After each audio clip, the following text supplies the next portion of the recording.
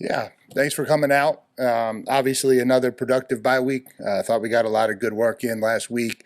Kind of stayed in a very similar routine than our last bye week. Went Tuesday, Wednesday, Thursday last week, and then got the kids Friday, Saturday off so they can kind of rest and recover. Got back in here Sunday, and then turning our attention now to New Mexico State, an opportunity to get back on the field and kind of get this thing going back in the direction we wanted to go. And so we're excited for Saturday. Saturday is going to be senior day. We're going to honor, we believe, 30 seniors. And then before that list comes out, I'll just caution everybody by saying that list is not going to be 100% indicative one way or the other of next year's roster. So as you guys go and make all of your conclusions about that when that list actually comes out, I'll just caution you that I already know of a couple things that will not be exactly what you think they will when you see that list. And so just be careful with that. And so, but anytime you have senior day, that's always a special day, special opportunity, and you want to send those guys out the right way. And so back to work and have a great week and get ready for a big Saturday night. And so from there, I'll kind of open up the questions. Third row on the left. Coach, obviously through 8 games, Le'Veon Moss, Amari Daniels you had about 5 more carries per game than Daniels did. Do you see the same type of flow with E.J. Smith there, or how do you see that going? Is it going to be Daniels more of a workhorse back in that situation? Yeah, I think, again, we continue to talk about this. I continue to try to be vague as you try to get me to give away the game plan. But, yeah, I think we're going to a lot of things are on the table. I think we've got to, obviously, losing Le'Veon's a big loss. That's a lot of touches. We're going to have to figure out the right way to handle that. And I think there's a lot of different opportunities and options for us to go about it. Amari is certainly one. EJ is certainly one. There's other ways that we can do that. We can throw the ball more. There's other people we can use. And so I think all of that is very much on the table moving forward. But I think just the way we look at it is, we've got to replace a lot of production, and I don't think you can replace it the same way. I don't think we certainly don't have a back that's going to step in and be what Le'Veon is to kind of go along with what we had from Amari and what we had from EJ already. And so we just got to figure it out. A big part of it's going to fall on Amari, and then we'll see where the rest of it goes. Down front, Brent and Travis. How nice is it for you when you feel like that special teams is pretty squared away for you? Talking about punter, kicker, and snapper even as well, in terms of not really having to concern yourself. I'm not even the knock on wood guy. Could you set it up any worse? Man. We are very happy with how those guys are playing. No, listen, they've had really productive years. Tyler's been a weapon. I think Randy certainly quietly, maybe a little bit more quietly than Tyler through the beginning of it, but then jumps into the last game and makes 2 50-yard field goals and has really gotten into a good rhythm. And then, Jacob and I joke about it all the time. The best thing you can be as a long snapper is unknown. Because that means nobody's asking because the snaps are on time and they're where they're supposed to be from an accuracy standpoint. And so certainly through 9 games, those guys have done a really good job of becoming very effective and kind of game-changing type players for us on special teams. And so hopefully they can continue that now that you've put the reporter jinx on them. You're going to love this one too. So great. Yeah. Here, before you even ask it. When I know no schedule in the SEC is easy. It's not even close to easy. But when you sized up this schedule, when you took this job, did you say, hey, there's a chance with this setup, and it's played out, to y'all's credit, it's played out that way, that you could really take advantage of what is, say an easy schedule in the SEC, but a pretty forgiving schedule. Well, when you say that, though, here's a unique piece of this, because we talk about this, and I think we do this based off brands, not off win-losses. If you look at our combined winning percentage of all of the teams at the top, we have the 3rd hardest schedule of all the teams at the top, and that's 7 or 8 of them. And so, I don't know where the perceived ease. Yeah, the home part for sure. But you know what I mean? We still, I think when you look at the win-loss percentage, when you look at the fact that we're the only team that's played an out-of-conference playoff team, we've had a lot of opportunities at home. That's a big piece of it for sure. And I think anytime you get those big moments in Kyle, that's an advantage for you for sure. I'm not stepping away from that at all. It just doesn't feel like an easy schedule. It hasn't felt like an easy schedule. I think anytime you play in the SEC as a coach, the word easy never comes to mind. And so I think what our kids have done is they've gone out into some big moments, into some big opportunities, Missouri, LSU, and played the way you wanted them to keep this thing going in the direction you wanted to. Played in games against Notre Dame and South Carolina, not exactly the way we would have hoped, and kind of eliminated our margin for error. But I think we've managed some pretty big moments. You can see by the primetime games we've played. It's been nice to have a lot of them in Kyle, for sure. Right. What is it about Tyler's game that has stood out to you the most this year? Yeah, I think the thing about him is how he has adapted to punting the way we want him to. Like, there's always a challenge when you have a kid who has as big a leg as Tyler, that he just wants to go unleash the ball consistently. And I think his net punt and the lack of return yards because of the hang time and ball placement has been really impressive. And I think when you get into this league, I think, we talk all the time about the talent. I think one of the other things that always jumps out, and certainly has to Coach Dougherty as he's gone through this gauntlet for the first time, like who we're punting the ball to and how dangerous they usually are if you give them space, if you don't hang the ball up the way you need to. And so I think it's been his ability to function within the structure of how we want the punt team to work, because he could just go out and unleash it 60 yards every time without hang time and without us having really a great chance to cover it. He puts it where we need it with the right hang time, with the right distance to really put our net punt where we want it to be. He mentioned the baseball background, and I think the quarterback background. Have you seen the arm? Is it pretty as advertised? No, he's begging me for that, and there's zero chance he's ever thrown a football. We'll go second row left, then Owen. Well, Travis kind of stole my question, but along the lines of trying to find what's next at running back, how beneficial was it to have the bye week to maybe, figure out some of those options, whereas, you could have turned around and played another team like South Carolina? How beneficial was it that the bye actually fell when that occurred? Yeah, I think, it always helps. I think anytime you have more time to prepare for a loss like that, it's better than not. Again, I wish it was enough time to heal. Unfortunately, it's not, and it's not going to be. But we'll have a plan. I'm confident in our offense. I'm confident in Colin. I'm confident in what we're doing. We got to score points. Everybody knows that's what we have to do, and so we'll find a way to do it.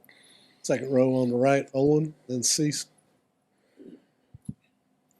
Mike, did you sense anything different than just in the guys' approach to practice throughout the bye week, or was it just business as usual? No, I think business as usual, with maybe a little bit of an understanding that the urgency is got to go up. I think everybody in our building understands these opportunities don't come along all the time. We have a special chance where we're at this point in the season and we control everything.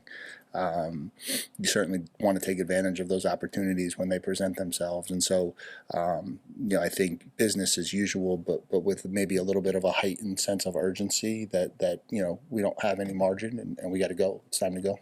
I know you're not giving away the game plan, as you say, but I just wonder, do y'all feel like you have to or that you need to incorporate more your quarterback, whoever it is, especially if it's Marcel, into the running game than maybe previously? I'm going to see if I can figure out a different way to answer this question. I think what we've got to do is we've got to figure out how to replace Le'Veon and all of his carries and all of his yards. That is certainly an option. I think we've utilized Marcel and his legs. Even when Connor plays, I think we utilize his legs to some degree as well.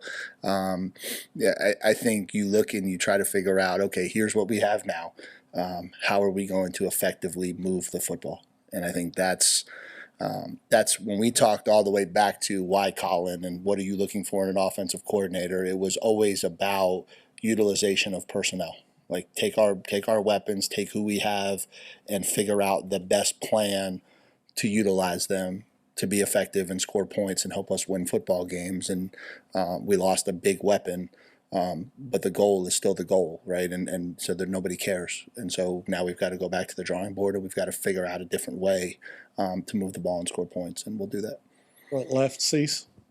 Mike, since it is Veterans Day, I was wondering if your time at the Merchant Marine that one year when you you have a greater appreciation for the military after you went there that year? Yeah, I have a tremendous appreciation for the people who serve that allow us to live the life that we live. I think we talk a lot about that in this building, how blessed we are. We get to spend our lives in a game, chasing our dreams. Our students are very blessed, our student athletes, for what they get to do, what they have. Certainly the Merchant Marine Academy at a very young age played a role in that, but I just think it's just part of that humility we want in our program, to understand some of those big picture things like that. And so, when you have opportunities to talk about it, we certainly try to take advantage of them. Go back to the right, Chip. Mike, you alluded to this a little bit last week, but coming off a game in which you didn't tackle very well versus this time of year where there's lots of bumps and bruises, you don't want to injure people in practice. How do you walk that line? I think a